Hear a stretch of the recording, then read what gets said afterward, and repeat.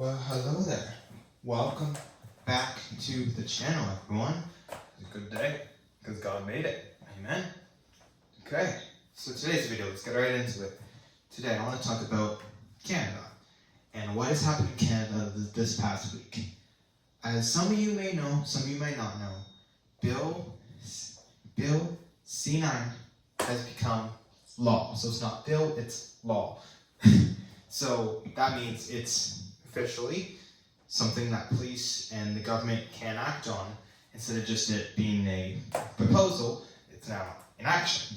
So what Bill C-9 was and is, it essentially a combating hate speech law, which on the principles is not bad. It's just knowing the liberals, they being liberals. So what it does is it gets the government a lot more power and authority to combat hate speech. So online speech, they can censor, they can arrest, fine, all these things. But where the issue comes in play is that, who defines hate speech? Who defines what hate speech is? Apparently, in this law, it's the government. And as we know, liberals are very, very, very biased for liberals. So, that's where the issue comes. I'm not against the principles of the law, because hate is a bad thing. I'm against how the liberals have in the past, and will in the future extremely misuse this law to just become dictators. That is where we Christians need to be really focused. As I made a video a couple months ago, like 8 months ago or something at this point, I don't know, when it was being proposed in the House Commons, that one of the MPs, Mark Miller, who is a Liberal MP, who I don't believe is still in the government, but I could be wrong. Excuse me, hello there.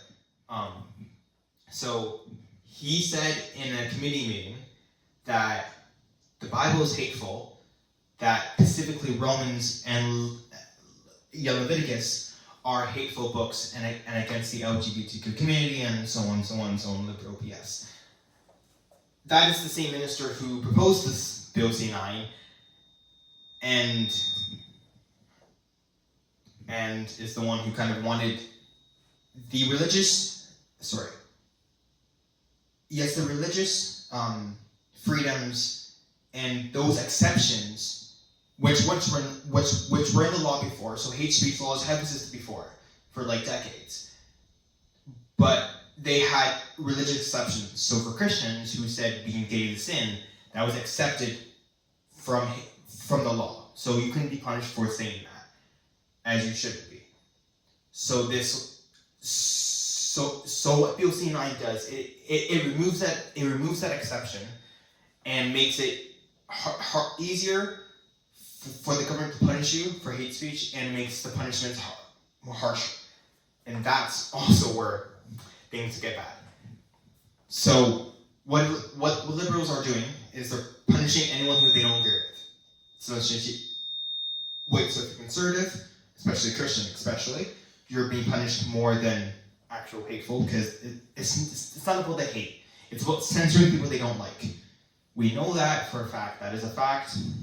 It's about censoring people, not about combating hate. It's disguised as combating hate. It's just the propaganda that we're told, but it's not actually true, right? So all that being said, that's the context. Going forward, what now? Since it's a law now, it's not just a proposed law that hypothetical. It's now. It's happening. This is Canada right now. That I've heard reports. I'm not sure how many of them are true, but I can certainly believe it happening. Is that there's been reports of already in the past few days, multiple people across Canada have been not arrested, but talked to by the cops because of what they post online, because of Bill C-9 is now in action. What they posted, not just in the past few days, but also years ago.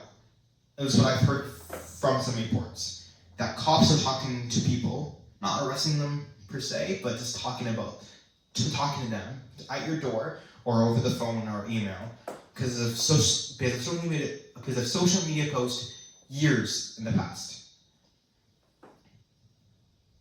And that's scary. Social media posts cannot get you arrested, essentially. Not for actual hatred, just because you are anti-liberal or Christian. So, me being an extremist. So I am now considered a extremist, racist, homophobe. And that's my badge of honor. I take that as a badge of honor. If liberal calls me that, I'll be proud because I know I'm on the right side of history and I'm on the right. I'm on the right because I'm right-wing politics and I'm also right. So, take that, liberals. I'm right and you're wrong. Anyways, that's just a joke. Anyways, so what I'm going to do because of all this, what my plan in all this is I'm not stopping. This mic is going, you can hear that. I am not going to stop preaching the truth of God. For what Paul says in Romans chapter 1, I am unashamed of the gospel of Jesus Christ, for it's the power of God to save all men. Amen to that. So I won't be stopping. I won't be censored. I won't censor myself. I won't censor myself. I won't be stopping. If I'm banned, arrested, or preaching in prison. Like Paul did. I am not stopping because of what the liberals say. Why would I? Again, think of it this way. We Christians, we serve God above everything else, right? We serve high power before anything else. So if God says do this, yet a government says no, who are we going to listen to? The government or God? God. And God says, don't be ashamed of your faith and preach it. Preach it when people don't like it. That's what we're supposed to be doing. So I ain't stopping. I'm going to preach more even now. I'm preaching the truth harder now because the liberals don't like it. Because I'm the type of person, my personality is one of spite and I'm stubborn. So yeah, someone tells me, oh, don't do that. I'm gonna be like, yeah, right, watch me, and I do it. That's just kind of my personality, as many of you might know already. That's kind of how my personality works. I want to prove you wrong, essentially. I know that's kind of bad at times, it can be wrong, but also, used correctly, it can be right. And I will admit, that's one of my flaws, that I'm stubborn too much at times. So, I'll admit that to anyone watching. I'll admit, I am wrong a lot of the times for doing that, for being that stubborn and that spiteful. I'm working on that. Anyway, so I'm not stopping. I'm preaching and preaching and preaching until I die. If I'm arrested, or censored, or kicked off online, if I'm blocked, if I'm fined, or whatever may happen, I ain't stopping. So, that's about all I wanted to say. Just, this is happening in Canada, and it's not just Canada, it's also Europe and Britain specifically. There's also very similar laws across the pond. Sadly, it started there and it's coming to here. So whatever laws happen there, it's probably going to happen here in a little while later. Like these laws happened there first, now they're here. So, yeah. But for Christians watching this, for all you Christians, I would encourage you to be the same mentality. Is don't even worry what the government says, because the Bible does say there will be challenges. Those governments will hate you, and people will hate you, and so on and so on. And what does the Bible say? Keep going, keep fighting the good fight, and run the race. Keep pushing until you die. Do not stop because people tell you to stop. Right? So be encouraged. This is not the end. This is only the beginning of this fight. But keep on going. Keep fighting the good fight. Do not give up on your faith. Do not stop preaching the gospel. Do not stop preaching the truth. Not just the gospel, but the truth of God. Like being gay is a sin. Like boys are boys and girls are girls. Truth that the world hates nowadays. Don't stop preaching it. Say it with bold confidence. Because the Bible clearly is clear on this issue. In your faith journey, you got to be bold. Take bold steps. For example, in Daniel, when Shadrach, Meshach, and Abednego, I always mispronounce those names, so if I mispronounce them, I'm sorry. When they were told to bow down in front of the golden statue of the king, I forget his name, Nebuchadnezzar, I believe? Yes. What did they do? And when everyone else bowed, they stood tall. And what happened? They are thrown into the fire. They are arrested and thrown into the fire. But yet they lived because it's the fourth man in the fire, Jesus. So, the point of the story is that be bold for your faith. Stand out for your faith. Do not be ashamed if the world tells you to not do it.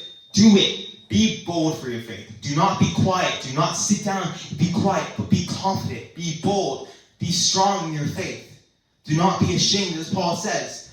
I am not ashamed of the gospel of Jesus Christ, the power of God to save all men. Amen? Amen. So do not stop. Go out there. Be bold. Be more bold now. You got to be strong. You got to be brave in this fight. It's going to get worse before it's going to get better. How much worse? No one knows. But I know it's going to get worse before it gets better in this fight here in Canada. But keep fighting. Keep strong. You are a brave Christian warrior, man or woman. You are brave men and women out there. Keep fighting the fight and run the race. And God bless you all in this fight. God loves you, and I love you.